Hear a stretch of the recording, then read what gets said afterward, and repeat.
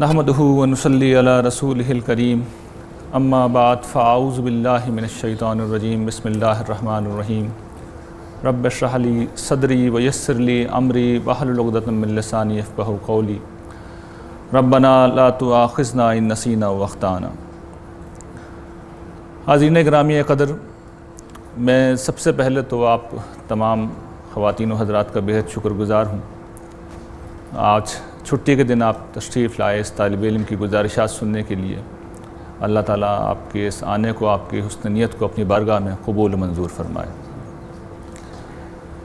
آج کا جو موضوع ہے جس پر مجھے یہاں گفتگو کرنی ہے وہ اس وقت اسکرین پر آپ کے سامنے موجود ہے، ایج آف آٹومیشن اور اسلام۔ یہ ایج آف آٹومیشن کیا ہے، اس پہ تو تفصیل سے ہم گفتگو کریں گے۔ یہ میں سر دست واضح کر دوں کہ یہ میری اپنی بنائی ہوئی اصطلاح ہے، ایسا نہیں ہے کہ دنیا اس سے واقف ہے۔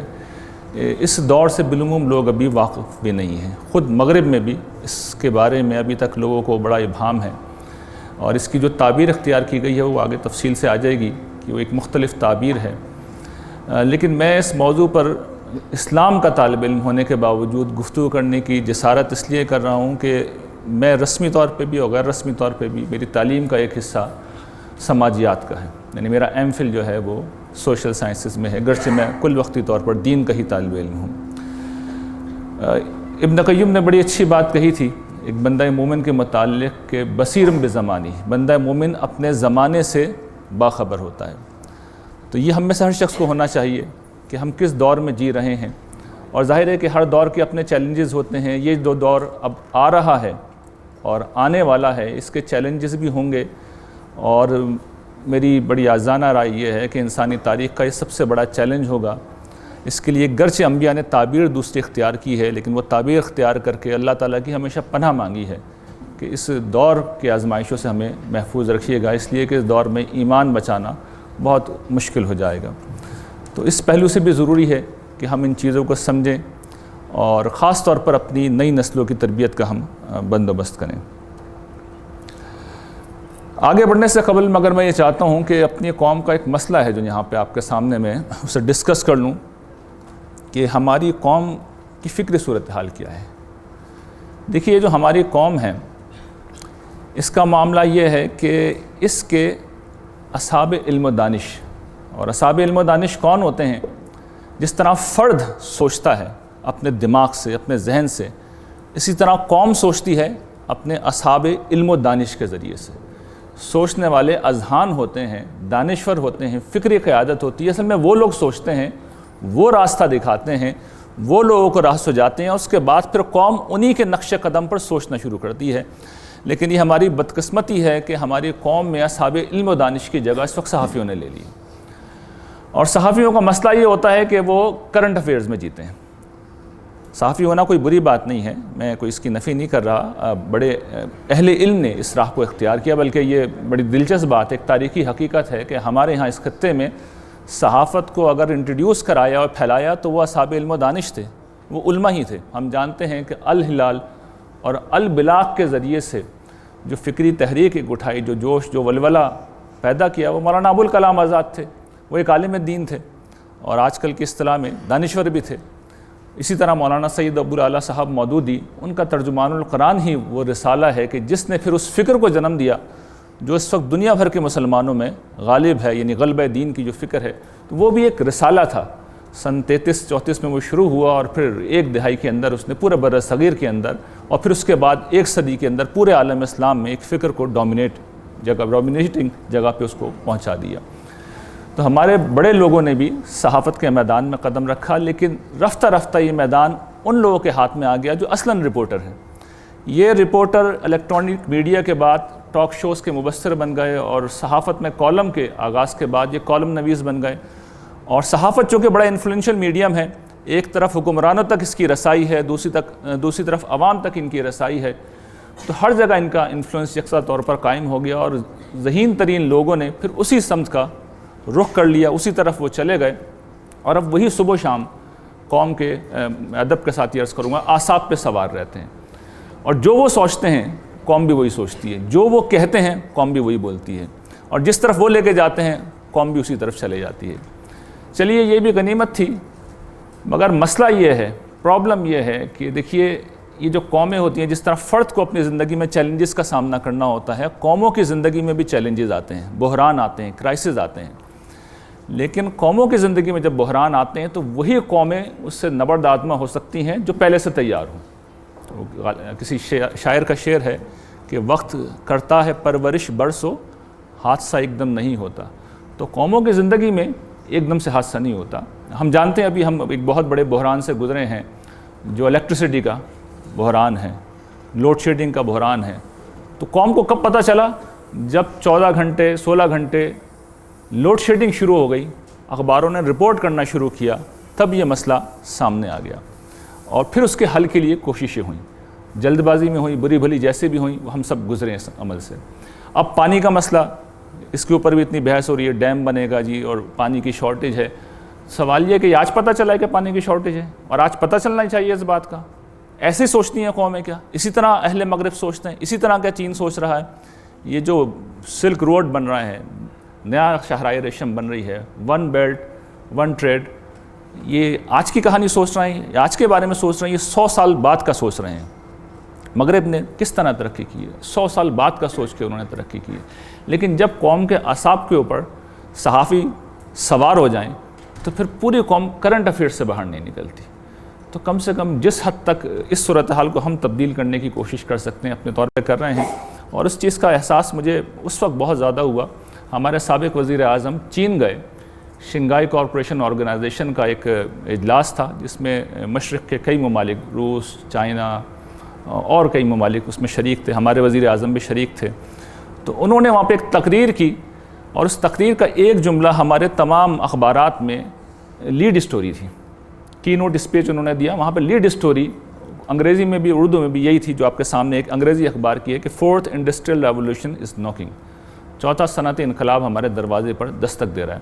اس کے بعد میں نے ایک ایک کالم کو پڑھا ہے، فیس بک کو دیکھا ہے، کہیں اس کا ذکر ہی نہیں تھا کہ انہوں نے کیا کہا ہے. اچھا یہ مجھے یقین ہے کہ انہوں نے بھی کوئی بہت سوچ کے نہیں کہا کہ انہوں نے کیا کہا ہے. کانفرنس کا بروشر چھپتے ہیں، اس میں کسی بیوروکریٹ نے اس کی بنیاد پہ ایک تقریر تیار کی جو وزیر اعظم صاحب نے تقریر کر دی ہوگی. ایسے ہی ہوتا ہے عام طور پر، وزیر اعظم ایسے تقریر کرتے ہیں، تو انہیں بھی نہیں پتہ ہوگا کہ وہ کیا کہہ رہے ہیں، کس دور کی بات کر رہے ہیں. تو یہ وہ دور ہے جو آ رہا ہے، اور یہ پوری دنیا کو بدل کے رکھ دے گا.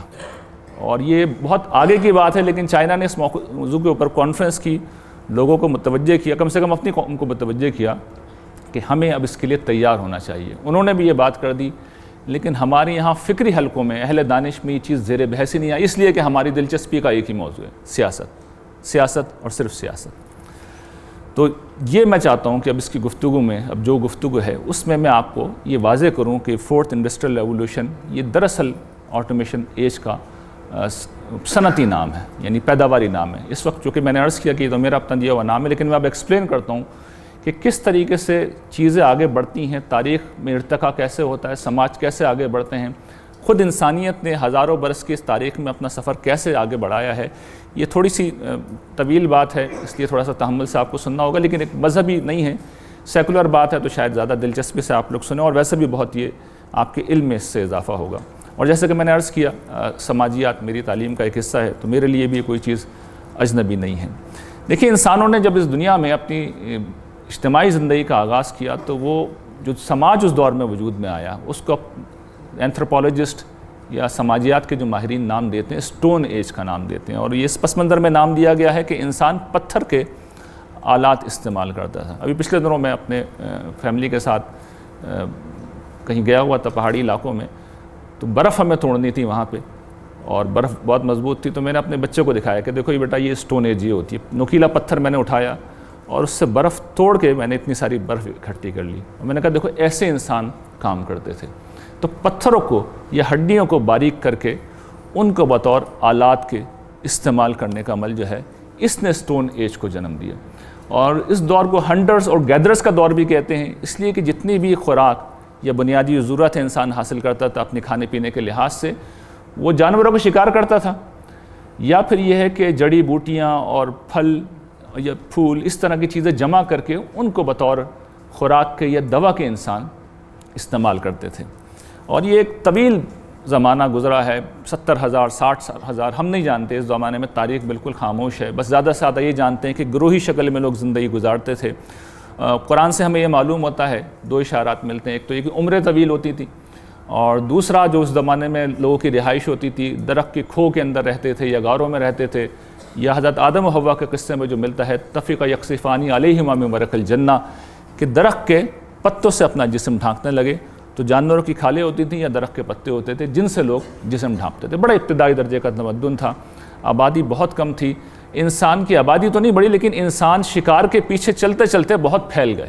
دنیا کے تمام بر اعظموں میں اسی زمانے میں انسان پہنچے، اس لیے کہ آئس ایج بھی آئی، اس عرصے کے اندر جو ریگستان تھے وہ سمندر بن گئے، جو سمندر تھے وہ ریگستان بن گئے، جو جنگل تھے وہ صحرا بن گئے، یہ ساری تبدیلیاں ہوتی رہیں۔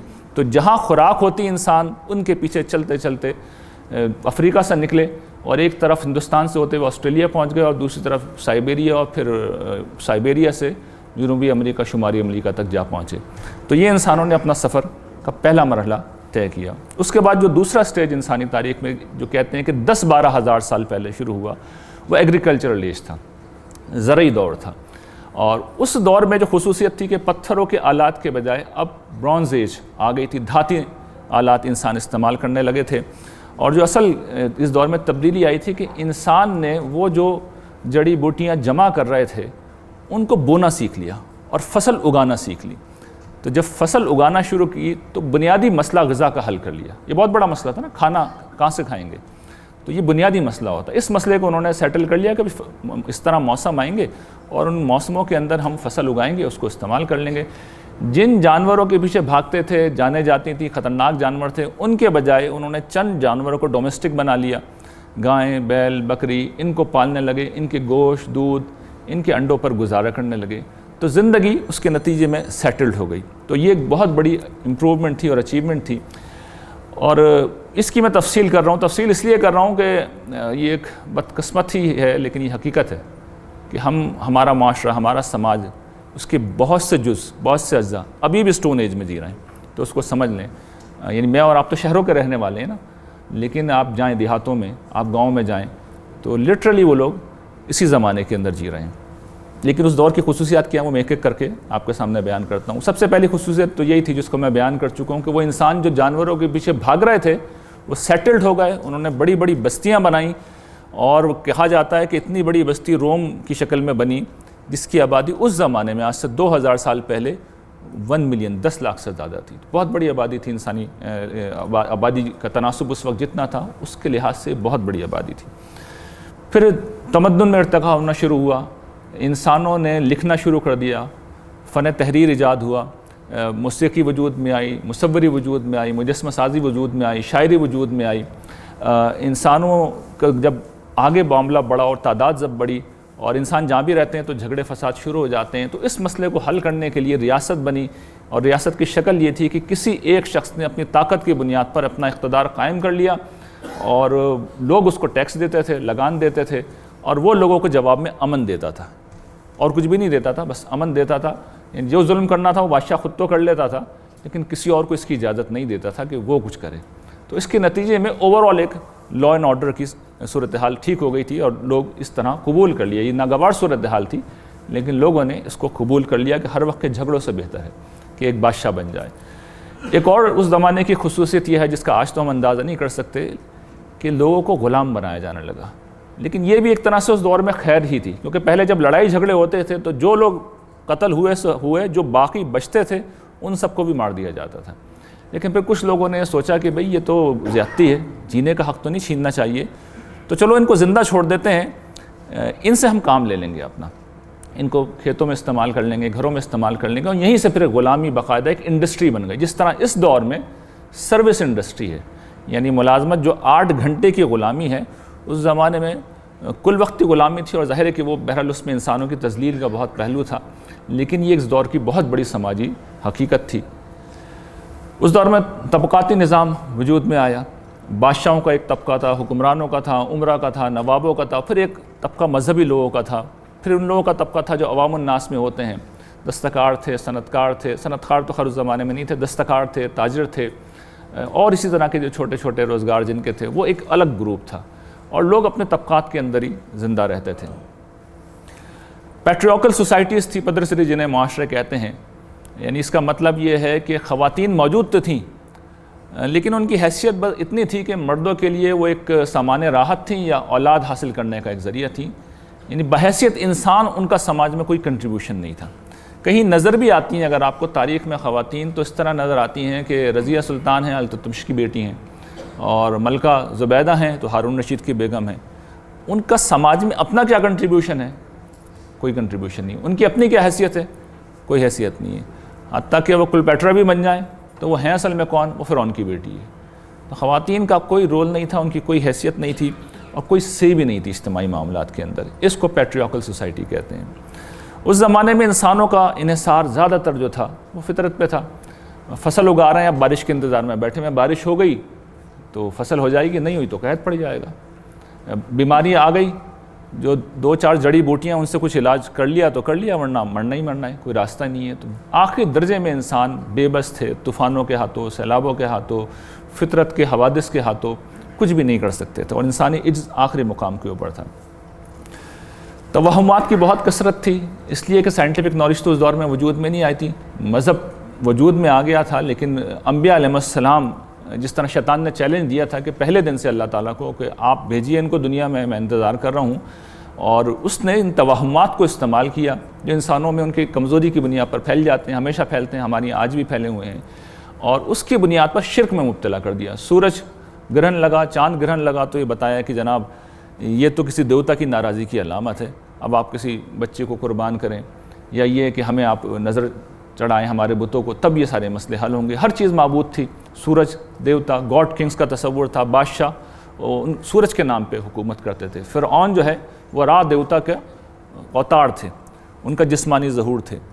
تو اس صورتحال کے خلاف انبیاء علیہ السلام نے بہت بڑی جد و جہد کی اور انسانیت کو بار بار نکالنے کی کوشش کی، مگر اس شکنجے سے نکلنے کے لیے وہ تیار نہیں ہوئے۔ میں اس میں کسی مذہبی اسپیکٹ پہ بات نہیں کر رہا، صرف سوسائٹی کیا تھی آپ کے سامنے رکھ رہا ہوں۔ 10-12 ہزار سال تک یہی دور رہا، اور اس کے بعد پھر انڈسٹریل ریولوشن آیا، اس کا بھی ایک پس منظر ہے۔ یعنی رینائسنس پہلے مغرب میں شروع ہوا، وہ مسلمانوں کے اثر سے شروع ہوا، علم کا زور وہاں پہ ہوا۔ جس وقت اندلس میں مسلمان گئے، جس وقت صلیبی جنگوں میں مسلمانوں سے انٹریکشن ہوا، مسلمانوں چونکہ توہمات سے نکل کر توحید کی بنیاد پر علم کی دنیا میں قدم رکھ دیا تھا، یہ علم یورپ میں پہنچا، وہاں پر احیاء علوم کا سبب بنا، پھر مذہبی ریفارمیشن ہوئی، اور پھر وہ انلائٹنمنٹ ایج شروع ہوئی جس کو ایج آف ریزن بھی کہا جاتا ہے، اور جس کے نتیجے میں ایک سائنٹیفک آؤٹ لک بھی پیدا ہوا، لوگوں میں سائنسی انداز فکر پیدا ہوا، اور کائنات جو ہے وہ تعظیم کے بجائے مطالعے کا موضوع بن گئی، تحقیق کا موضوع بن گئی۔ پرستش کے بجائے تحقیق کا جب موضوع بنی تو پھر سائنٹیفک ڈسکوریز ہونی شروع ہوئیں، اور جو پہلی بڑی ایجاد جس نے دنیا کو بدلا وہ جیمز واٹ نے اسٹیم انجن بنا لیا تھا۔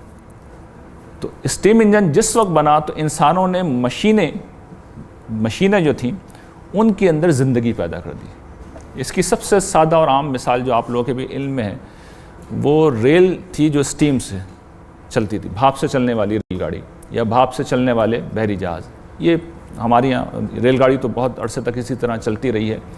تو یہ 1760 میں ایجاد ہوئی، وہی انڈسٹریل ریولوشن کا نقطہ آغاز ہے، اور اس کے نتیجے میں زراعت کا دور تو ختم نہیں ہوا، لوگ پیداوار ایسے ہی حاصل کرتے رہے، لیکن ایک اور آلٹرنیٹ چیز حاصل ہوئی، وہ تھی کہ صنعت کے ذریعے، انڈسٹری کے ذریعے سے پیداوار حاصل ہو، اور سب سے پہلے جو انسانوں کی دوسری بنیادی ضرورت ہے یعنی لباس، ٹیکسٹائل انڈسٹری، اس کو بڑا فروغ حاصل ہوا، اور اس کے نتیجے میں پھر بہت کچھ تبدیلی آئی جس پہ میں آگے بات کروں گا۔ اس کو کہتے ہیں پہلا صنعتی انقلاب، یعنی یہ پہلی چینج تھی جو آئی، اور دنیا پھر بدلنی شروع ہوئی، اور اس طرح بدلی کہ انسانی تاریخ میں کبھی نہیں بدلی۔ 1870 میں جا کے ایک دوسرا صنعتی انقلاب آیا، اور یہ اگلے 100 برس تک جاری رہا، یا 50 برس تک بھی کہہ سکتے ہیں، ڈپینڈ، میں ابھی تفصیل کروں گا تو آپ کے سامنے واضح آ جائے گی کہ حد بندی کس طرح ہو رہی ہے، اس میں کچھ ابہام بھی ہیں۔ لیکن دیکھیے یہ تو دوسرا صنعتی انقلاب تھا، یہ اصل میں وہ سائنس تھی، یہ ٹیکنالوجی کا ظہور تھا۔ ٹیکنالوجی کیا ہوتی ہے؟ جس وقت سائنس کے نتیجے میں عملاً چیزیں ایجاد ہونے لگیں، آپ اپلائی کرنے لگیں، تو وہ ٹیکنالوجی بن جاتی ہے۔ اس کو ٹیکنالوجیکل ایرا بھی کہتے ہیں، اور یہ صنعت انقلاب کا منتہا کمال تھا، اور اس کی بنیاد کیا تھی کہ اسٹیم انجن کی جگہ بجلی جو تھی وہ مشینوں میں استعمال ہونے لگی۔ بجلی مشینوں میں استعمال ہونے لگی، اور یہ دور غیر معمولی دور تھا. اس کی اب تفصیل سمجھ لیجیے. میں ان دونوں کو ملا کے صنعتی انقلاب کہہ رہا ہوں، یعنی میں ان دونوں کو ملا کے صنعتی انقلاب کہہ رہا ہوں، اس لیے کہ وہ جو ساری تبدیلیاں آئی ہیں دنیا میں وہ ان دونوں کے بعد آئی ہیں اور ان دونوں کے ساتھ آئی ہیں. وہ کیا تھیں؟ پہلی سب سے بڑی تبدیلی کیا آئی کہ انسان جو حیوانی قوت کو، یعنی اپنی جسمانی قوت کو استعمال کرتے تھے یا جانوروں کو استعمال کرتے تھے، اس کی جگہ مشین استعمال ہونے لگی. مثال کے طور پہ پہلے لوگ پیدل سفر کرتے تھے یا گھوڑے پر، گدھے پر سفر کرتے تھے، خچر پہ سفر کرتے تھے. اب گاڑیاں ایجاد ہو گئیں اور لوگ گاڑیوں میں سفر کرنے لگے. یہ ایک مثال ہے. اور ایجادات کی ایک بھرمار ہو گئی. یعنی اس وقت جتنی بھی ایجادات آپ کو اپنے معاشرے میں نظر آ رہی ہیں ان میں کی غالب ترین اکثریت اسی زمانے میں ایجاد ہوئی ہے. آپ کے گھر میں اگر واشنگ مشین ہے تو، آپ کے گھر میں اگر کوئی کیمرہ ہے تو وہ، آپ کے گھر کے اندر اگر پنکھا ہے تو وہ، آپ گنتے جائیے، نام لیتے جائیے. جتنی بھی ایجادات ہیں وہ ہمارے یہاں شاید کچھ دیر سے پہنچی ہوں. مغرب میں یہ سب اسی زمانے کے اندر 20ویں صدی کے آغاز میں یا اس کے مڈ کے اندر یہ ساری ایجادات ہو گئیں، اور ہر روز گویا کہ 10 ایجادات پیٹنٹ ہونے کے لیے آتی تھی. وہ ایجاد کا دور ہے، اور اس دور کے اندر مغرب پورا بدلا، اور اس کے اثر سے رفتہ رفتہ مشرق بھی بدلنے لگا. نتیجہ ظاہر تھا کہ اس کے نتیجے میں زندگی بہت سہل و آسان ہو گئی. سائنس کی ترقی کا ایک نتیجہ یہ بھی نکلا کہ میڈیکل سائنس نے بہت ترقی کی، اور اس کے نتیجے میں آبادی میں اضافہ ہوا. لوگوں نے، سائنسدانوں نے بیماریوں کا علاج دریافت کر لیا. اسی طریقے سے ہائیجینک کے اصول کیا ہوتے ہیں، حفظان صحت کے اصول کیا ہوتے ہیں، بیماریوں کو پیدا ہونے سے پہلے، اثر کرنے سے پہلے ویکسینیشن کے ذریعے سے ختم کر دیا گیا. تو آپ اندازہ کیجئے کہ آبادی اس طرح بڑھی کہ انسانوں نے اپنی پوری تاریخ کے اندر 1 ارب کا جو فگر عبور کیا تھا 1804 میں کیا تھا، اور اس کے 123 سال بعد 1927 میں انسانی آبادی دگنی ہو گئی، 2 ارب پہ جا پہنچی. تو اتنا بڑا جمپ آیا. اس سے آپ اندازہ کر سکتے ہیں کہ یہ کتنی بڑی تبدیلی تھی جو رونما اس زمانے میں ہو رہی تھی. ایک بہت بڑا اثر یہ تھا کہ آج تو ہمیں اس چیز کا اندازہ نہیں ہے، لیکن جو بادشاہوں کے جبر میں رہے ہیں انہیں معلوم ہے کہ جمہوریت کا آنا کتنی بڑی بات تھی. اب آپ اپنی مرضی سے اپنے حکمران منتخب کرتے تھے اور ان کو ہٹاتے تھے. ہمارے یہاں تو خیر ابھی بھی نہیں آئی، لیکن مغرب میں یہ اسی زمانے میں پوری طرح آ گئی تھی. جاگیردارانہ نظام کی جگہ سرمایہ دارانہ نظام آ گیا، اور جاگیردار کا جو عام طور پر ایک عمومی ستم تھا، ظلم تھا، اور وہ بہت کم حصہ دیتا تھا پیداوار میں سے، اس کی جگہ سرمایہ دار، اور خاص طور پر کمیونسٹ انقلاب کے بعد سرمایہ دار بہت نرم ہو گئے تھے اور وہ بہت لوگوں کو سہولت دینے لگے تھے. اس سے پہلے ان کا بھی رویہ یہی تھا، لیکن جب کمیونزم کا انقلاب آیا اور اس نے یہ نعرہ لگایا کہ سب کچھ مزدوروں کے ہاتھ میں ہو، تو کچھ اس کے خوف سے انہوں نے معاملات بہت اچھے کرنے شروع کر دیے. اور آج بھی ہم جانتے ہیں فلاحی اسٹیٹ جو ہے، ویلفیئر اسٹیٹ کا تصور یہیں سے ابھرا ہے. ایک اور نتیجہ اس کا یہ نکلا کہ مذہب ریاست سے الگ ہوتا چلا گیا. مذہب تو دیکھیے، جو مسیحی مذہب کی میں بات کر رہا ہوں، اس کے اندر پہلے بھی ریاست کا کوئی تصور نہیں تھا، لیکن جو چرچ تھا اس کا اقتدار بہت وسیع تھا. بادشاہ بھی ان کے حضور ہاتھ باندھ کے کھڑے ہوتے تھے. لیکن جب انہوں نے سائنس کی دانوں کی مخالفت کرنا شروع کی اور سائنسی ترقیوں کی مخالفت کرنا شروع کی اور سائنسدانوں کو پے در پے سزائیں دی، تو ایک عمومی نفرت پیدا ہوئی. اس کے نتیجے میں پہلے چرچ گیا، پھر مذہب گیا، اور آخر میں خدا بھی گیا. تینوں ایک ایک کر کے اس سوسائٹی سے، اس سماج سے نکلتے چلے گئے. اور اس کے بعد پورا جو سوشل سائنس تھا، یعنی جتنی ترقی سائنس میں ہوئی ہے اتنی ترقی انہوں نے سوشل سائنسز میں بھی کی ہے، سماجیات میں بھی کی ہے. اور اس کا ایک ہی مقصد تھا کہ یہ ثابت کر دیا جائے کہ اس دنیا میں کوئی خدا نہیں ہے. ایک اور بہت بڑی تبدیلی یہ آئی کہ خواتین، جو میں نے اس سے پہلے عرض کیا تھا کہ ان کا کام ہی ایک تھا اولاد پیدا کرنا اور مردوں کے لیے راحت کا ایک سامان بننا، اب پہلی دفعہ عملی زندگی میں انہوں نے قدم رکھا. اور گرچہ بڑا غلط استعمال بھی ہوا، خاص طور پہ میڈیا میں، ایڈورٹیزمنٹ کے اندر، فلم انڈسٹری میں، لیکن مجموعی طور پر انہوں نے سماج میں اپنا ایک مقام بنانا شروع کیا، اپنی ایک جگہ بنانی شروع کی. ان کی ایکسیپٹ کیا جانے لگا کہ ان کی بھی کوئی حیثیت ہے. اس کی وجہ یہ تھی کہ اب حیوانی طاقت سب کچھ نہیں رہی تھی. ایک اور جو بہت بڑا اثر پڑا، یعنی جب یہ ساری صورتحال پیدا ہوئی تو عفت و عصمت کا جو تصور ہے وہ ختم ہو گیا. اور وہ کیسے ہوا؟ دیکھیے 19ویں صدی کا جو یورپ تھا وہ ایسا ہی تھا جیسے ہمارا آج کا سماج ہے. وکٹورین ایرا جسے کہتے ہیں، ملکہ وکٹوریہ کے زمانے کی جو تہذیب تھی، اور اس کے اندر عفت و عصمت کے وہی تصورات تھے. لیکن جس وقت یہ انڈسٹریل ریولوشن آیا تو اس وقت سماج میں ایک تبدیلی آ گئی جو ہمارے یہاں بھی آئی ہے، اور ہم ابھی تک اس کو سرے سے ایڈریس نہیں کر سکے. اور اس کو سب سے پہلے خود مغرب میں بھی برٹرنڈ رسل نے بڑا بولڈلی اسے ایڈریس کیا. اور اس نے اس موضوع کے اوپر پوری کتابیں لکھی، بڑی اس کی مشہور کتاب ہے میرج اینڈ مورلز. اس میں اس نے سٹینڈ لیا کہ بھئی بات یہ ہے کہ آپ لوگ حقائق کا سامنا کریں. حقیقت یہ ہے کہ آپ اتنی زیادہ آپ نے زندگی کو پرتعیش بنا دیا، مشکل بنا دیا کہ ایک نوجوان لڑکا یا لڑکی جو 11-12 سال میں بالغ ہوتا ہے، وہ 30 سال کی عمر میں جا کے کہیں شادی کرتا ہے. اسے اپنا کیریئر بنانا ہوتا ہے، تعلیم حاصل کرنی ہوتی ہے، اپنا گھر بنانا ہوتا ہے، یہ سارے معاملات اسے کرنے ہیں. شادی ایک سماجی ادارہ ہے، وہ 30 سال 33 سال کی عمر میں آپ قائم کر رہے ہیں، اس کی انسانی ضرورت 12-13 سال میں شروع ہو جاتی ہے. تو اس نے اسٹینڈ لیا کہ آپ دونوں چیزوں کو الگ الگ کریں. شادی آدمی نے جب کرنی ہے وہ کرے گا، 30 میں کرے 35 میں کرے، اس کی مرضی ہے. لیکن اس پہ آپ نے جتنی رکاوٹیں لگا رکھی ہیں وہ مہربانی کر کے ہٹا دیں. شروع میں اسے بہت گالیاں پڑیں، بہت مخالفتوں کا سامنا کرنا پڑا، لیکن فرائڈ نے چونکہ ایک پہلے سے گراؤنڈ اس کا تیار کر دیا تھا، چنانچہ نتیجہ یہ نکلا کہ تھوڑے ہی عرصے کے اندر، تھوڑی سی مزاحمت کے بعد پورے سماج نے یہ بات مان لی کہ عفت و عصمت کا شادی سے کوئی تعلق نہیں ہے، دو الگ الگ چیزیں ہیں. یہ ایک انسانی ضرورت ہے، اور آج تک مغرب کا سماج اسی اصول پہ کھڑا ہوا ہے، گرچہ اس کی بڑی بھاری قیمت خاندان کے ادارے کی تباہی کی شکل میں دینی پڑی ہے. لیکن یہ انہوں نے اپنے مسئلے کو ون وے اور انادر حل کر لیا. ہمیں بھی آج اس مسئلے کا سامنا ہے، اور ہم کیا کرتے ہیں؟ آنکھیں بند کر کے بیٹھے رہتے ہیں، اور یہی کر رہے ہیں ہم اس وقت. ایک اور نتیجہ یہ نکلا کہ مغرب کو جب اتنی طاقت مل رہی ہے تو فوجی طاقت بھی ملی، اور مغرب کے جو کہ لوگ تھے وہ پہلے تجارت کی وجہ سے دوسرے ملکوں میں تھے، ہندوستان میں تھے، دیگر ممالک میں موجود تھے. جیسے ہی فوجی طاقت ان کی بڑھنا شروع ہوئی، انہوں نے پوری دنیا کے اوپر قبضہ کر لیا. اور صورتحال یہ تھی کہ 20ویں صدی کے آغاز میں مغربی ممالک دنیا کے، آپ کو یقین نہیں آئے گا، 84% حصے پہ قابض تھے. 84% دنیا پہ ان کا غلبہ تھا. اچھا، وہ اتنے لمیٹڈ تعداد میں لوگ تھے، خود تو حکومت نہیں کر سکتے تھے، وہ ہر جگہ اصل میں مقامی لوگوں پہ مشتمل ایک اشرافیہ بناتے تھے، اور ان کے ذریعے سے حکمرانی کرتے تھے. اور اس اشرافیہ کو انہوں نے اپنے رنگ میں رکھا تھا، اپنی ثقافت کا گویا کہ حصہ بنا رکھا تھا. چنانچہ مغربی تہذیب کا، مغربی ثقافت کا، مغربی زبان کا اثر بڑھنا شروع ہوا، اور ہمارے خطے پہ تو آج کے دن تک بہت زیادہ ہے. یہ تقریباً 1960 تک یہ دور چلتا ہے، 1950 تک. اور اس کے بعد ایک اور ڈرامیٹک تبدیلی آتی ہے سائنس کے اندر، ایک نئی دریافت ہوتی ہے. اور یہ ہے تو کمپلیکیٹڈ چیز، بہت سادہ الفاظ میں کوشش کروں گا سمجھا دوں. یہ سمجھیے کہ انسان نے کمپیوٹر کی طاقت کو دریافت کر لیا. یعنی اس سے پہلے مشینیں جو تھیں وہ کام کرتی تھیں، سوچتی نہیں تھیں، حساب کتاب نہیں کرتی تھیں. تو پروسیسنگ پاور انسانوں نے ڈیجیٹل ٹیکنالوجی کے ذریعے سے دریافت کی، اور ڈیجیٹل انقلاب بھی اس کو اسی وجہ سے کہا جاتا ہے. اور اس کے نتیجے میں جیسے ہی کمپیوٹر استعمال ہونا شروع ہوا مشینوں کے ساتھ، تو اب قوت کار جو ہے وہ بڑھتی چلی گئی. اس کے کئی اثرات، نتائج نکلے. بڑے بڑے مین فریم بننے شروع ہوئے. پہلے زمانے میں اتنے بڑے مین فریم بنتے تھے جتنا مثال کے طور پر یہ آڈیٹوریم ہے.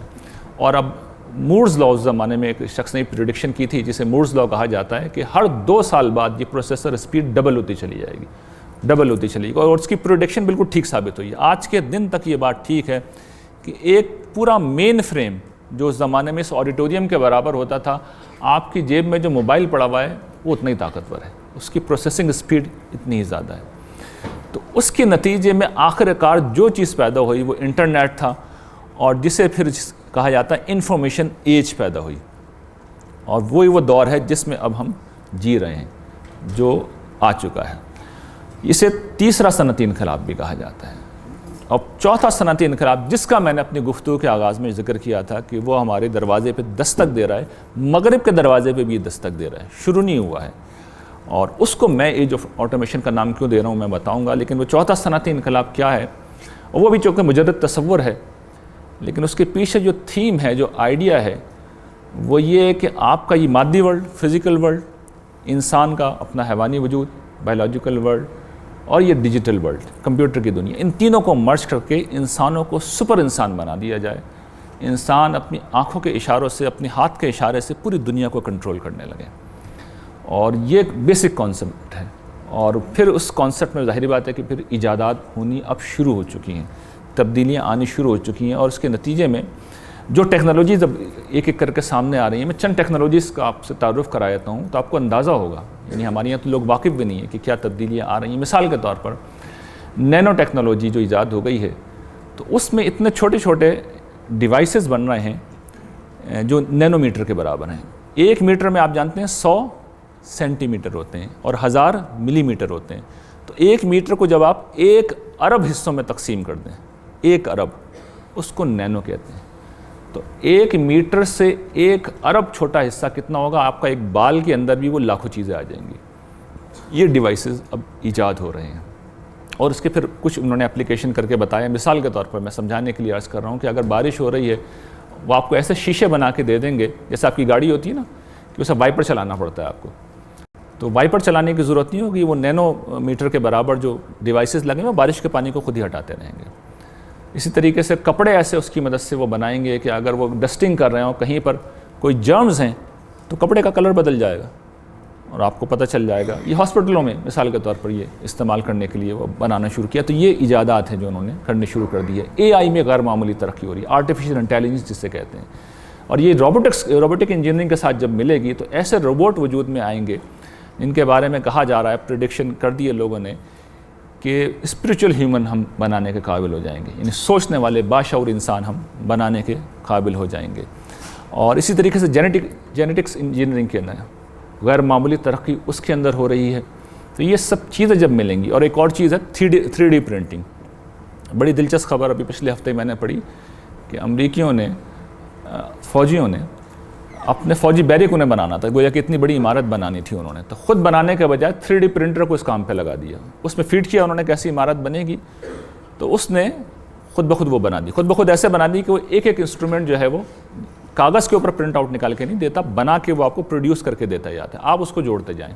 جیسے بچوں کے گھر بنتے ہیں نا چھوٹے چھوٹے بلاکس سے، تو بلاکس بلڈنگ بلاکس آپ کو بنا کے دیتا جا رہا ہے، آپ نے صرف جوائن کرنا، پورا گھر آپ کا بنا دیا۔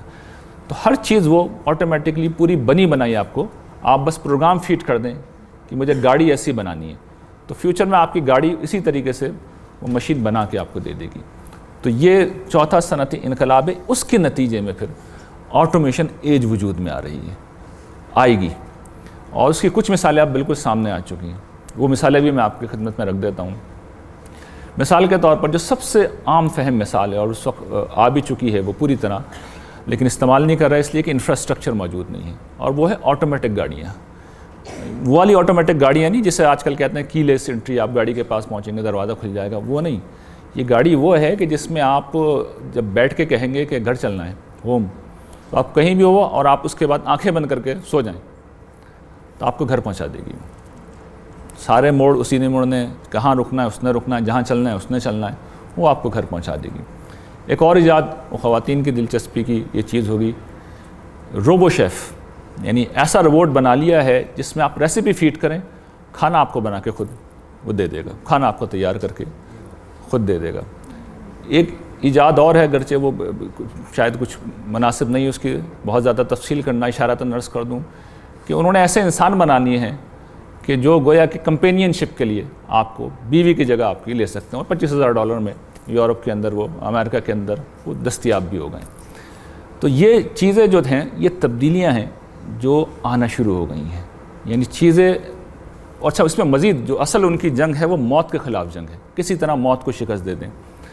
اس میں ظاہر ہے کہ کامیابی حاصل کرنا بہت مشکل ہے، تو انہوں نے ایک ڈفرینٹ ڈائریکشن لے لیا۔ گوگل نے اس میں بڑی انویسٹمنٹ کی، $بلینز کی۔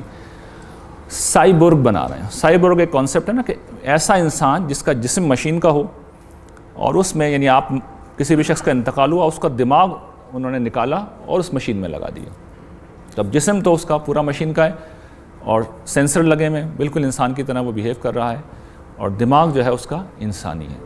تو یہ ایک چیز بنا رہے ہیں۔ اچھا، اسی طریقے سے اعضاء خراب ہو جائیں تو مصنوعی اعضاء اس درجے میں اب کوشش کر رہے ہیں کہ بنانے کہ انسان جب تک دماغ ہے انسان تب تک چل سکے۔ تو جس درجے میں وہ چیزوں کو آٹومیٹک کر سکتے ہیں وہ کرنے کی کوشش کر رہے ہیں۔ اس کے کچھ نتائج نکلیں گے، اور چند نتائج میں آپ کے سامنے شیئر کر رہا ہوں، اور ظاہر بات ہے کہ میں صرف اس لیے ہر پہلو کے سامنے لا رہا ہوں کہ ایک اوورال پکچر آ جائے، ورنہ اصلاً مجھے مذہب پہ گفتگو کرنی ہے جو آخر میں زیر بحث آئے گا۔ آپ کو پتہ ہے نا، عالم اسلام 3 چیزوں پہ کھڑا ہوا ہے: پیٹرول، ہیومن پاور، اور تیسرا ایگریکلچر۔ 3 ہی چیزیں ہمارے پاس۔ ٹیکنالوجی، سائنس میں تو آپ کو پتہ ہے کہ پورا عالم اسلام بھی مل جائے تو مغرب کے ایک چھوٹے سے ملک کا بھی مقابلہ نہیں کر سکتا۔ تو یہ 3 چیزیں جس کی بنیاد پہ ہم موجود ہیں، یہ تینوں irrelevant ہونے والے ہیں بہت جلد۔ انسانوں کی جگہ روبوٹ آنے والے ہیں 10-20 سال کے اندر۔ یہ جو پیٹرولیم ہے ظاہر پتہ گاڑیوں کی وجہ سے ہے، گاڑیوں کی جگہ وہ گاڑیاں آ رہی ہیں جنہیں الیکٹرانکس کی گاڑیاں کہتے ہیں، الیکٹریکل کار کہتے ہیں، اور 2040 میں شاید پڑھ رہا تھا کہ یورپ میں تو بین لگ چکا ہے کہ 2040 کے بعد کوئی یہ گاڑی استعمال نہیں ہو سکے گی، تو مکمل طور پہ آپ کا پیٹرول بھی ریلیونٹ ہو جائے گا۔ اور ایگریکلچر جو ہے جینیٹکس انجینئرنگ کی ترقی کی وجہ سے، جینیٹک سائنس کی ترقی کی وجہ سے وہ بھی ریلیونٹ ہونے والی ہے، یعنی خود ہی اتنی پیداوار شروع کر لیں گے، اپنے پاس اتنا سٹور کر لیں گے کہ انہیں ضرورت ہی نہیں رہے گی، دنیا کو ضرورت نہیں رہے گی۔ تو ہمارے پاس دنیا کو دینے کے لیے کچھ بھی نہیں ہے، اور جو ہے اس کی دنیا کو ویسے ضرورت نہیں ہے۔ سماجی اثرات بھی ہوں گے اس کے، اور بڑے گہرے سماجی اثرات ہوں گے۔ خواتین کا رول انسانی تاریخ میں پہلی دفعہ ڈرامیٹکلی بہت زیادہ چینج ہوگا، یعنی ہم تو ابھی بھی اس چیز تصور سے واقف نہیں ہیں، مغرب تو پھر کچھ واقف ہو گیا ہے، بڑے عہدوں پہ بھی خواتین ہوتی ہیں، لیکن جس وقت صرف اور صرف دماغی طاقت ڈیسائسو ہے، یعنی پہلے تو یہ ہوتا تھا کس کے ہاتھ میں تلوار ہے اور ہاتھ کس کے مضبوط ہیں اور بازو میں کس کے دم ہے، تو ظاہر ہے مرد نیچرلی زیادہ طاقتور ہوتے ہیں۔ جب مقابلہ علم کا ہو تو پھر سب انسان یکساں ہیں، تو اس وقت خواتین بھی اس درجے میں طاقتور ہوں گی۔ اگر ان کے پاس تعلیم اچھی ہے اور ان کی صلاحیت زیادہ ہے تو وہ بھی بڑے سے بڑے عہدے پہ پہنچ جائیں گی۔ جسمانی طاقت ویسے مسئلہ نہیں ہے، وہ جو لطیفے مرد حضرات اکثر بناتے رہتے ہیں اور جعلی لطیفے ہوتے ہیں سارے کہ بیویوں نے ہمیں مارا اور بیگم نے پٹائی کی، وہ جلد ودیر حقیقت کو روپ دھاڑ لیں گے، اس لیے کہ خاتون خود نہ بھی مار سکے تو ایک روبوٹ خرید کے ضرور رکھ سکتی ہے اپنے لیے، اور جب بھی غصہ آئے گا تو روبوٹ سے کہو گی کہ میری شوہر کی ذرا سروس کر دیں۔ تو یہ خواب بھی جو ہے مردوں کا ہی خواب ہے، خواتین کا خواب نہیں ہے، بہت جلد جو ہے یہ حقیقت بن جائے گا۔ یعنی غیر معمولی طاقت ہے جو اس بنیاد پہ ملے گی کہ علم کس کے پاس ہے، اور خواتین کا ظاہر ہے کہ اب وہ زمانہ نہیں رہے گا کہ خواتین کو گھر میں ہی بیٹھنا ہے، یہ سارے تصورات ماضی کا حصہ بنتے چلے جائیں گے۔ مادیت کا غیر معمولی فروغ ہوگا۔ دیکھیے ایک زمانے میں جو چیزیں بادشاہوں کو بھی حاصل نہیں تھیں وہ آج بھی مجھے اور آپ کو حاصل ہیں، یعنی ہم اپنے گرم موسم کو ٹھنڈا کر رہے ہیں، اپنے راتوں کو روشن کر رہے ہیں، بادشاہ بھی اس طرح نہیں کر سکتے تھے جس طرح آج ہم کر سکتے ہیں۔ بادشاہ گھوڑے پہ سفر کرتے تھے، شاہی سواری تھی گھوڑا، اور ہماری خراب سے خراب جو ہے گاڑی بھی اس گھوڑے سے بہت بہتر ہوتی ہے۔ تو یہ جو صورتحال ہے یہ بڑھتی چلی جائے گی، اور اس کے نتیجے میں مادی کامیابی کا حصول جو ہے وہ سب سے بڑا مسئلہ بن جائے گا۔ فرد اس سے پہلے انسانی سماج میں ہمیشہ خدا کو مرکزی مقام حاصل رہا ہے، کم سے کم ہمارے سماج میں۔ مغرب نے تو 2 صدیوں پہلے فارغ کر دیا، ہم بھی اس راستے پہ اب چل پڑے ہیں، اور آنے والے دنوں میں بتدریج آگے بڑھتے چلے جائیں گے۔ اس کو میں بیان کروں گا آگے تفصیل کے ساتھ جب مذہب زیر بحث آئے گا۔ مغربی تہذیب کا جو اثر صرف ہماری ایک اشرافیہ پہ تھا، اب وہ پوری دنیا کے ہر انسان کے اوپر ہوگا۔ دیکھیے اس وقت صورتحال یہ ہے کہ میں اور آپ اس کو فیس کر رہے ہیں، میں اور آپ اصل میں اس تہذیب کا پروڈکٹ نہیں ہیں، ہم تو بڑے ہو چکے ہیں، ہمارا شعور تشکیل پا چکا ہے۔ یہ جو بچے خواتین کی گود میں ہوتے ہیں، یہ ہمارے جو گھروں میں ہیں، یہ اس دور کے زیر اثر جب پروان چڑھ کے ٹیک اوور کریں گے سوسائٹی کو، میں اس زمانے کی بات کر رہا ہوں، یعنی ٹیک اوور یہ لوگ کریں گے، جب یہ رول کریں گے، جب یہ اداروں کے سربراہ ہوں گے، جب یہ منسٹر اور پرائم منسٹر ہوں گے، جب یہ سرکاری عہدوں پہ پہنچیں گے، تو سماج کو یہ کس قالب میں ڈھالیں گے؟ میں اس وقت کی بات کروں، میں اور آپ اصل میں ہم تو ماضی کا پروڈکٹ ہیں، ہمیں تو جو بننا تھا ہم وہ بن چکے ہیں، تو ہمارا فیوچر کیا ہوگا؟ میں جتنی بھی گفتگو کر رہا ہوں اس حوالے سے کر رہا ہوں۔ تو ویسٹرنائزیشن ہوگی بہت بڑے پیمانے پہ، اور ماڈرنائزیشن ہوگی، یعنی دونوں میں ایک باریک سا فرق ہے۔ ماڈرنائزیشن ماڈرن ورلڈ ویسٹ نہیں پیدا کیا ہے، اس میں کوئی شک نہیں، ویسٹ نہیں پیدا کیا ہے، لیکن دونوں میں ایک باریک سا فرق ہے۔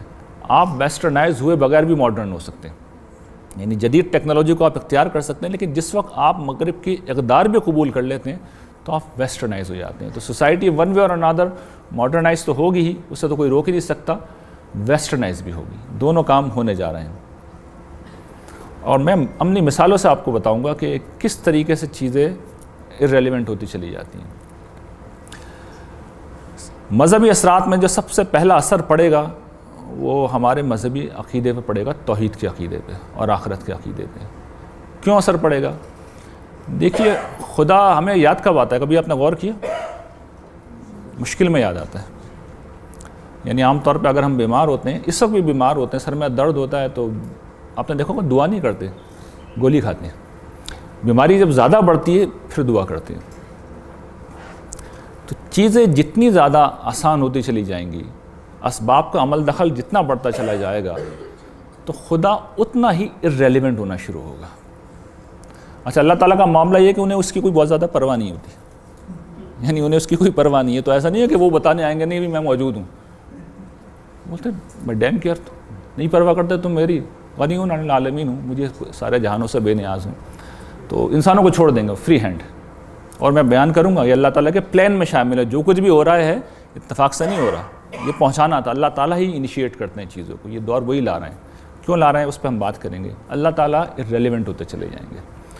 اور اس پہلو سے بھی کہ عملی طور پہ دنیا آٹومیٹک ہے، ہر چیز اسباب کے اوپر ڈیپینڈنٹ ہے. اسی طرح فکری طور پہ بھی جو جتنا بھی الہات کے اوپر لٹریچر ہے مغرب میں لکھا گیا ہے اوور دا سینچریز، وہ سب کا سب انٹرنیٹ کے ذریعے سے، یہ جو ڈسکوری چینل ہیں، نیشنل جغرافک ہے، ان کے ذریعے سے ہمارے ایک ایک بچے تک پہنچ رہا ہے.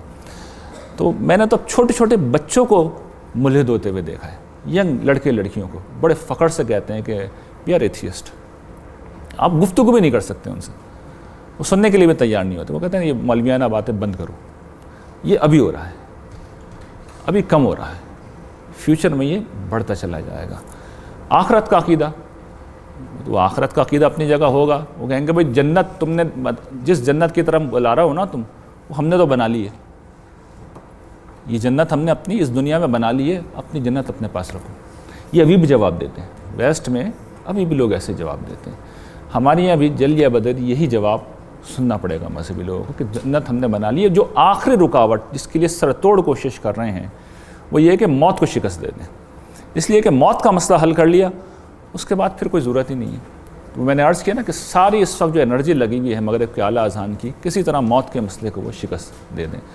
اور ابھی تک تو نہیں دے سکے، تو انہوں نے اس کا ایک دوسرا شارٹ کٹ ڈھونڈا ہے کہ سائبورگ بنا لیں وہ. تو مگر موت کو شکست دے دیں پھر تو نہ خدا ہے نہ آخرت ہے. اس لیے کہ خدا تو اگلی دنیا میں ملے گا، آخرت بھی اگلی دنیا میں ملے گی، اور اس دنیا سے جانا ہی نہیں ہے.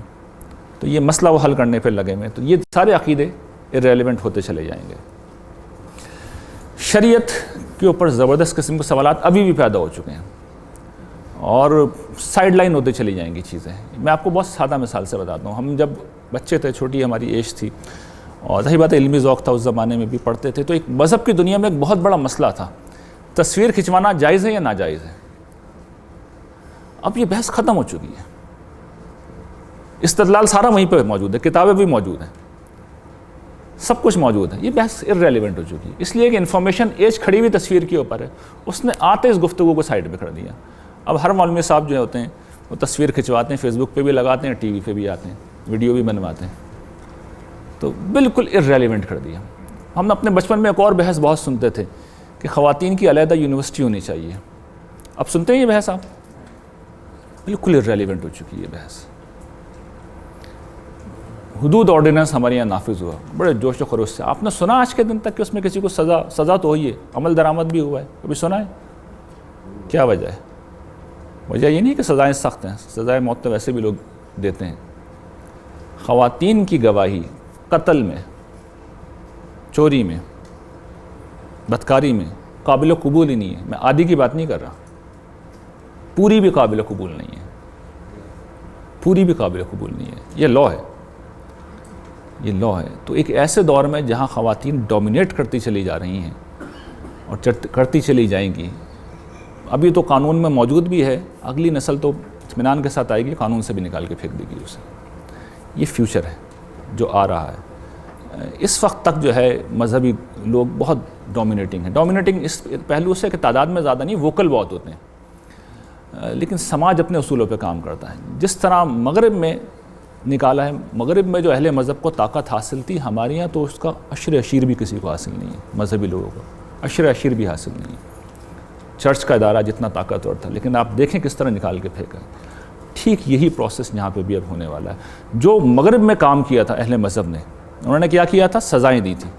ترقی کی جو لوگ سائنسی ترقی کے لیے کام کر رہے تھے، ہماری یہ کم و بیش یہی رول جو ہے وہ دہشت گردی اور اس کی حمایت کر کے بچوں کے ذہن میں نفرت کا ذہن پھیلا دیا ہے. اور میں یہ دیکھتا ہوں کہ اب خاندانوں میں یہ صورتحال ہوتی ہے کہ لوگ کہتے ہیں کوئی مذہبی بچی ہے تو اس سے شادی وادی نہیں کرنی چاہیے، مذہبی لڑکا ہے تو اس سے شادی نہیں کرنی، بس اتنا مذہب قبول ہے کہ نماز روزہ کرتا ہوں. ٹھیک ہے، یہ صحیح ہے. اس سے زیادہ مذہبی آدمی نہیں چاہیے، اس سے زیادہ مذہبی نہیں چاہیے. سسٹنس مذہب کے خلاف پیدا ہونا شروع ہو گئی. تو یہ چیلنجز ہیں جو آگے درپیش ہیں. اچھا، کرنے کا کیا کام ہے؟ اب آخری حصہ ہے میری گفتگو کا. ضرورت اس بات کی ہے کہ قرآن مجید کی بنیاد پر دین کی تفہیم کی جائے. دیکھیے قرآن مجید کس کا کلام ہے؟ اللہ رب العالمین کا کلام ہے. اللہ تعالیٰ کو سب پتہ ہے کہ کیا ہونے والا ہے. وہ قرآن مجید میں جو شریعت دیتے ہیں انہیں معلوم ہے کہ وہ شریعت ایسی ہونی چاہیے کہ جو قیامت تک کے لیے ہو. جو حکم دیتے ہیں وہ بھی وہ جانتے ہیں کہ ایسا ہو کہ قیامت تک ہر صورتحال کو وہ فیس کر سکے. تو قرآن مجید اس اعتبار سے بڑا غیر معمولی کلام ہے، معجزانہ کلام ہے. میں ایک بہت سادہ سی مثال سے آپ کو یہ بات سمجھاتا ہوں، اور وہ اس لیے کہ ابھی کچھ عرصے پہلے وہ اعتراض کیا تھا کسی نے. یہ قرآن میں ایک آیت ہے نا شہد کے بارے میں، فیہ شفاء للناس، اس میں انسانوں کے لیے شفا ہے. تو اس پہ کسی نے اعتراض کیا کہ شفا ہے تو کھلائیے شہد کے مریض، شوگر کے مریض کو کھلا دیں آپ اسے. یہ تو اللہ نے کہا ہے نا. اور بھی کئی بیماریاں ہیں جس میں کبھی بھی ڈاکٹر ریکمنڈ نہیں لیں گے کہ آپ شہد کھائیں. تو بظاہر یہ اعتراض قرآن مجید کے اوپر وارد ہوتا ہے کہ اللہ تعالیٰ اس میں شفا کہہ رہے ہیں. لیکن جب آپ غور سے قرآن کو پڑھتے ہیں تو دیکھیے آیت کے الفاظ میں فیہ شفاء للناس، شفا کا لفظ آیا الف لام کے بغیر. اگر الف لام کسی اسم کے پہلے لگا ہوا ہوتا ہے نا تو پھر اس کے اندر مفہوم مختلف ہوتا ہے. جب الف لام کے بغیر ہوتا ہے، نکرہ کے طور پہ جب آتا ہے تو اس کے اندر مفہوم جو ہوتا ہے، اس میں اردو میں اگر سے تعبیر کروں اس میں شفا بھی ہے. یہ نہیں مراد نہیں ہے کہ اس میں ہر حال میں شفا ہے. اللہ تعالیٰ ایک ایک لفظ جب لاتے ہیں قرآن مجید میں تو انہیں معلوم ہوتا ہے کہ وہ کیا کہہ رہے ہیں. وہ لفظ کے سارے مفاہیم کا احاطہ کر کے لفظ کو استعمال کرتے ہیں.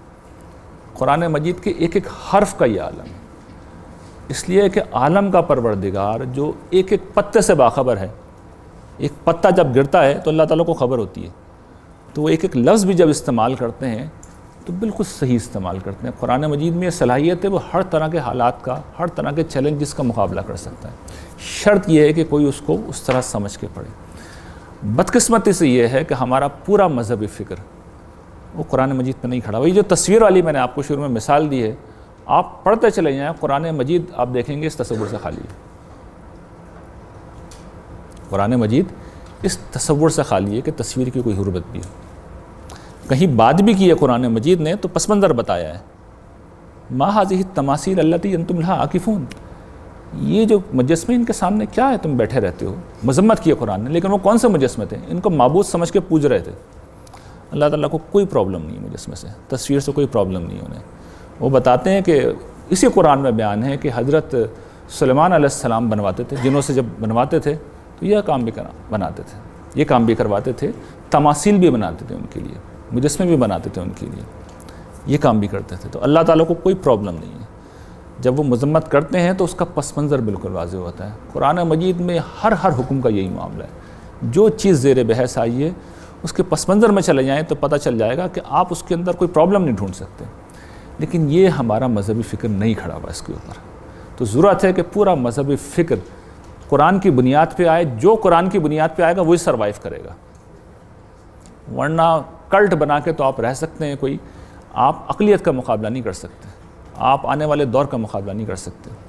اور یہ چونکہ علمی بات ہے اور ایک پورے تفصیلی موضوع کا محتاج ہے، اس لیے اشارہ کر رہا ہوں. دوسری چیز یہ ہے کہ دین کو، عقائد کو جب بھی سمجھیں تو ضروری ہے کہ دلائل کی بنیاد پہ سمجھیں.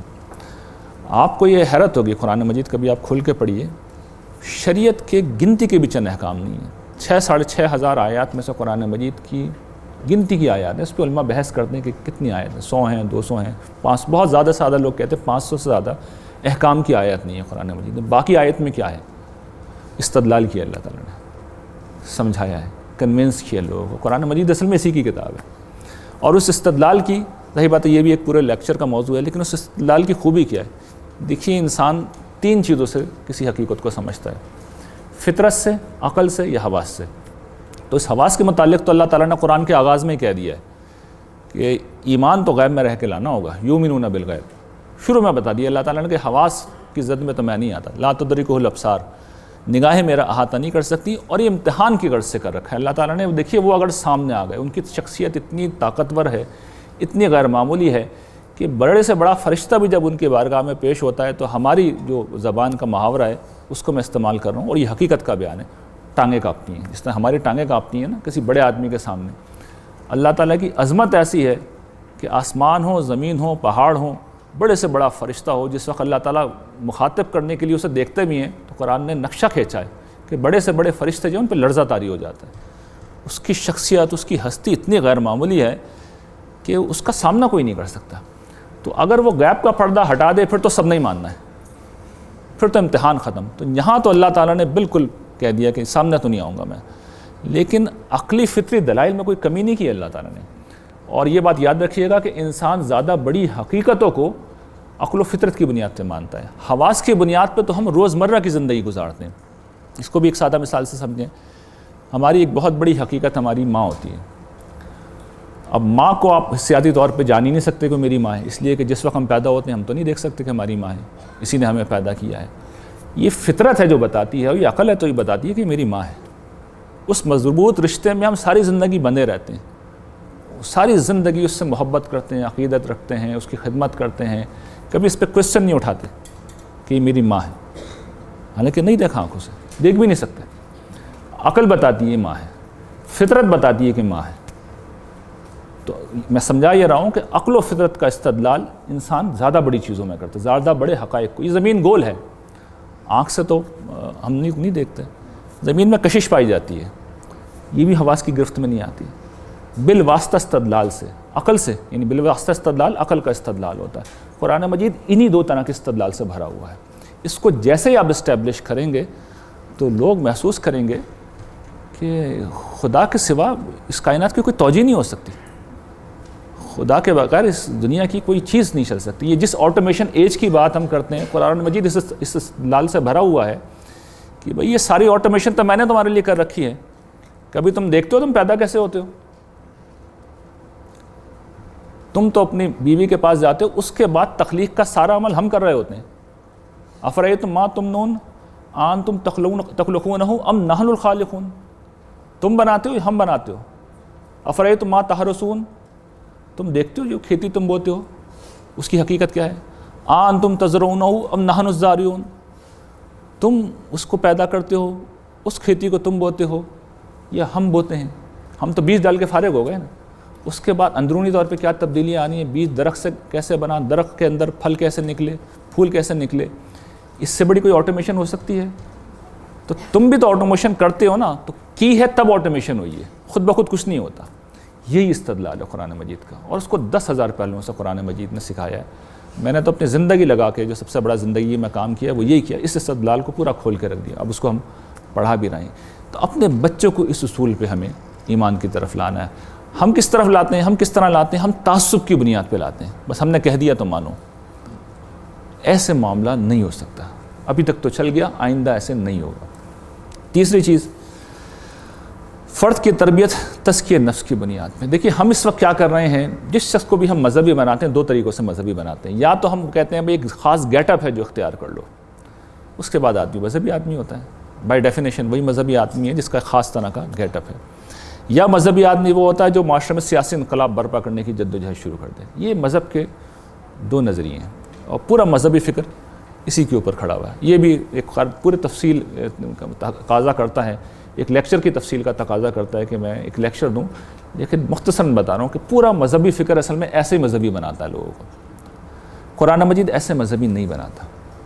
قرآن مجید کہتا ہے کہ اپنی شخصیت کو پاک بناؤ. جو شخصیت اللہ نے تمہیں دی ہے اس کو پاک بناؤ. کس طرح پاک بناؤ کہ خدا کی ہستی تمہارے لیے سب سے زیادہ اہم ہو جائے.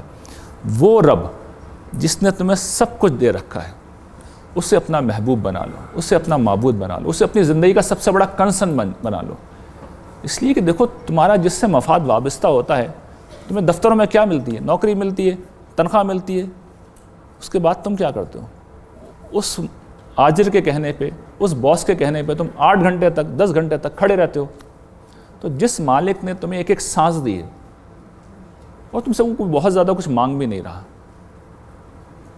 صرف توجہ دلا رہا ہے. تعریف کا مستحق وہی ہونا چاہیے، محبت کا مستحق وہی ہونا چاہیے، عبادت کا مستحق وہ ہونا چاہیے. تو یہاں سے انسان کے اندر ایک پاکیزگی آتی ہے.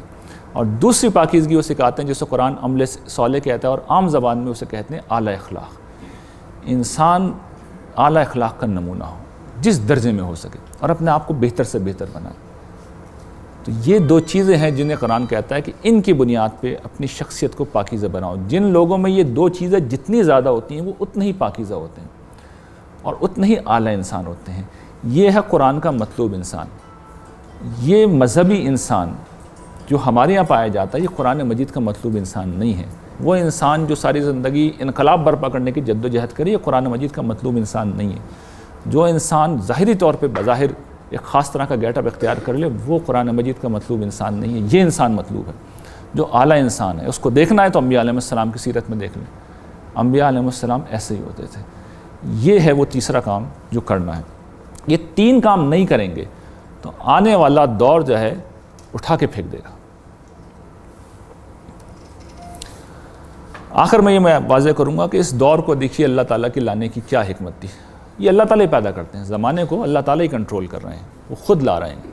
اصل میں وہ اب ختم کرنا چاہ رہے ہیں, اس بساط کو لپیٹنا چاہ رہے ہیں. لیکن ابھی تک وہ پرفیکٹ ٹیسٹنگ گراؤنڈ نہیں بن سکا باوجود جو ان کے پیش نظر تھا. اور پرفیکٹ ٹیسٹنگ گراؤنڈ کیا تھا؟ وہ یہ تھا کہ لوگوں کو بالکل فریڈم دی جائے, بالکل آزادی دی جائے, کوئی جبر نہ ہو. وہ جس دور شرک کا ہم نے ذکر کیا ہے اس پورے دور شرک میں بادشاہ مجبور کرتے تھے, حکمران مجبور کرتے تھے لوگوں کو کہ تم غیر اللہ کی عبادت کرو. تو اللہ تعالیٰ نے اس دور کو جو پیدا کیا اس دور کی سب سے بڑی خوبی اور اچھی بات یہ ہے کہ بالکل فریڈم ہے. فرد آزاد ہے, جو چاہے کرنے کے لیے آزاد ہے. برائی کرنے میں بھی آزاد ہے, نیکی کرنے میں بھی آزاد ہے. تو اللہ تعالیٰ کے پیش نظر یہ تھا کہ مکمل فریڈم دی جائے. دوسرا یہ ہے کہ وہ ایج آف آٹومیشن اس لیے لا رہے ہیں کہ جس جنت کو انہوں نے بنایا اس کا تعارف کرانا چاہتے ہیں کہ تم نے میری ایک آٹومیشن تو اس دنیا میں دیکھ لی نا, ایک خوبصورتی تم بھی بنا لو. جو تمہارے کمال کی آخری حد ہے, میں جب کام شروع کروں گا میری جنت تو اس کے آگے سے شروع ہوگی. یہی قرآن میں بیان کر رکھا ہے اللہ تعالیٰ نے. یہی بیان کر رکھا ہے قرآن مجید میں کہ جو تمہاری آخری حد ہے تمہاری صنائی کی, میرا آغاز اس سے آگے سے ہوگا. تو وہ تعارف کرانا چاہ رہے ہیں. لیکن ایک ہی چیز سے ایک شخص ایک نتیجہ نکال سکتا ہے, دوسرا شخص دوسرا نتیجہ نکال سکتا ہے. یہی آزمائش ہے, یہی امتحان ہے. یعنی میں نے عرض کیا اللہ تعالیٰ اتنے غیر معمولی ہستی ہیں کہ ان کا انکار نہیں ہو سکتا. خدا کی جنت اتنی غیر معمولی ہے کہ اس کو دیکھنے کے بعد کوئی شخص اس کو چھوڑنا افورڈ نہیں کر سکتا. یہ بیان کیا جاتا ہے نا روایات کے اندر کہ حضرت جبرائیل علیہ السلام کو اللہ تعالیٰ نے بلایا جنت کو بنانے کے بعد اور کہا کہ یہ جنت ہے, اس کے بارے میں اگر میں اپنے بندوں کو بتاؤں گا تو کوئی اس میں یہاں آنے سے رہ سکے گا؟ انہوں نے کہا سوال ہی پیدا نہیں ہوتا, پروردگار ہر شخص آئے گا. پھر انہوں نے اللہ تعالیٰ نے حضرت جبرائیل کو جہنم کو دکھایا کہ یہ جہنم ہے, یہ اس کے عذاب ہیں, اس کے بارے میں اگر میں لوگوں کو بتاؤں تو کیا کوئی آئے گا اس کے اندر؟ انہوں نے کہا سوال ہی نہیں ہے, اس بھیانک جگہ میں کون آنا چاہے گا. اس کے بعد اللہ تعالیٰ نے جنت کو شہوات سے گھیر دیا, مزوں سے گھیر دیا, اور جہنم کو مشکلات سے گھیر دیا. اس کے بعد بلا کے کہا کہ اب بتاؤ پہلی چیز کے بارے میں کیا رائے ہے. یہ جنت ہے لیکن یہ مشکلات سے گھری ہوئی ہے. پروردگار اس مشکل کو دیکھ کے اب تو کسی نے آنا ہی نہیں ہے یہاں. اور جہنم کے بارے میں کہا کہ یہ مزوں سے گھری ہوئی ہے, آسانیوں سے گھری ہوئی ہے, اندر جہنم ہی ہے. تو انہوں نے کہا پروردگار اب تو ہر شخص اس جہنم میں آئے گا, اس لیے کہ وہ تو اپنے مزوں کے پیچھے آ رہا ہے. تو یہ جو تعبیرات تھیں یہ آخری درجے میں اب حقیقت کا روپ دھارنے والی ہیں, اور یہ کلائمیکس آف ہیومینٹی ہے. یہ سمجھیے کہ انسان آخری مقام کے اوپر پہنچنے والا ہے, اور اس کے ساتھ ہی اللہ تعالیٰ اس پوری بساط کو جو ہے لپیٹنے والے ہیں. تو مجھے اور آپ کو ہمیں کیا کرنا ہے, وہ تو میں نے بتایا تھا نا کہ اوور آل کیا ہونا چاہیے سماج میں. مجھے اور آپ کو کیا کرنا ہے, یہ دو چیزیں آخر کی. ایک تو یہ کہ دین کو سنجیدہ مسئلہ بنا لیا جائے. دیکھیے سیکھا جائے اور سکھایا جائے, یہ کرنے کا کام ہے. اگر ہم نے یہ نہیں کیا تو یہ دنیا آپ کو کھینچ کے لے جائے گی. اس کی مصروفیات, اس کی مشغولیات, اس کی دلچسپیاں, اس کی رنگینیاں, اس کی اٹریکشن, یہ سب کچھ آپ کو کھینچ کے لے جائے گا. مادیت کا ایسا فروغ ہوگا, دنیا پرستی اتنی عام ہوگی, دنیا کی مشغولیات اتنی بڑھیں گی کہ نہیں ریسسٹ کر سکتے. یہ دنیا ارریسسٹیبل ہونے والی ہے. تو جو آدمی پورے عزم کے ساتھ کھڑا ہوا ہو, اس نے سنجیدہ مسئلہ بنا لیا ہو. دین کا سنجیدہ مسئلہ بنانے کا مطلب کیا ہے؟ خدا کو سنجیدہ مسئلہ بنائے. اس لیے کہ اس سے کوئی بھاگنا فرار ممکن نہیں ہے, بھاگ نہیں سکتے, موت سے نہیں بھاگ سکتے. سائنسدان ساری کوشش کر لیں, موت کے مسئلے سے نہیں بھاگ سکتے, کسی صورت میں نہیں بھاگ سکتے. تو پہلا مسئلہ تو پہلی چیز تو یہ کہ دین کو سنجیدہ مسئلہ بنائیں. اور دوسرا یہ ہے کہ دیکھیے جو شخص دعوت کا کام کرتا ہے وہ بہرحال دوسرے اس کی بات سنے نہ سنے وہ خود بچ جاتا ہے. یہ ساری زندگی کا تجربہ یہ ہے کہ دعوت دین کا جو شخص کام کرتا ہے وہ دوسروں کو پہنچاتا ہے، بتاتا ہے، سمجھاتا ہے، دوسرے سنیں نہ سنیں، خود وہ ضرور سن لیتا ہے۔ دوسروں کے دل پہ جو شخص دستک دیتا ہے، دوسرے اپنا دروازہ کھولیں نہ کھولیں، اس کے دل کا دروازہ ہر حال میں کھلتا ہے۔ دوسروں کو جو شخص سمجھاتا ہے، دوسرے سمجھے نہ سمجھے، وہ ضرور سمجھ لیتا ہے۔ اور اسی طرح نصرت دین کا کام، جو شخص خدا کے دین کی نصرت کے لیے اڑ جاتا ہے، اس کی مدد کے لیے اڑ جاتا ہے۔ اور اس دور میں نصرت دین کا سب سے بڑا کام یہ ہے کہ جو اصل دعوت ہے قرآن مجید کی، ایمان و اخلاق کی، اس کو لوگوں تک پہنچایا جائے۔ قرآن مجید نے دیکھیں اس میں کوئی بھام نہیں چھوڑا، کوئی کنفیوژن نہیں چھوڑی۔ اللہ تعالیٰ آخری درجے میں واضح ہے۔ میں ہمیشہ توجہ دلاتا ہوں، قیامت کے دن اللہ تعالیٰ لوگوں کو یہ بتائیں گے کہ میں جو چاہتا تھا میں نے تمہیں لکھ کے دے رکھا تھا، اس کے بعد تمہارے پاس یہ چیزیں ہیں تو بہت اچھی بات ہے، اگر نہیں ہے کچھ اور دین کے نام پہ بھی کر کے لائے ہو تو یہ بتاؤ یہ کیا کیوں ہے؟ تمہیں نظر نہیں آ رہا تھا میں نے کیا کہہ رکھا ہے؟ تمہیں بتا رکھا تھا کہ یہ ڈوز ہیں میرے، یہ ڈونٹس ہیں، یہ صراط مستقیم ہے، یہ سیدھا راستہ ہے، یہ کرنا ہے، یہ اہم ہے، یہ غیر اہم ہے۔ اس کو چھوڑ کے تم دوسری چیزوں کے پیچھے لگے رہے۔ تو یہ چیز اب دریافت ہو گئی ہے، علمی طور پہ واضح کر کے بیان کر دی گئی ہے، لیکن اس کا ابلاغ یہ خود ایک بہت بڑی جنگ ہے، اسے لوگوں تک پہنچانا ایک بہت بڑی جنگ ہے۔ تو یہ جنگ لڑنی ہے۔ وآخر دعوانا ان الحمد للہ رب العالمین۔